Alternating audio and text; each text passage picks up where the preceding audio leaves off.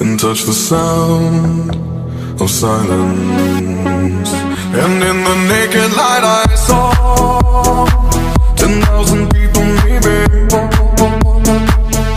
People talking without speaking, people hearing without listening, people writing songs that voices never share, and no one dared disturb the sound of silence.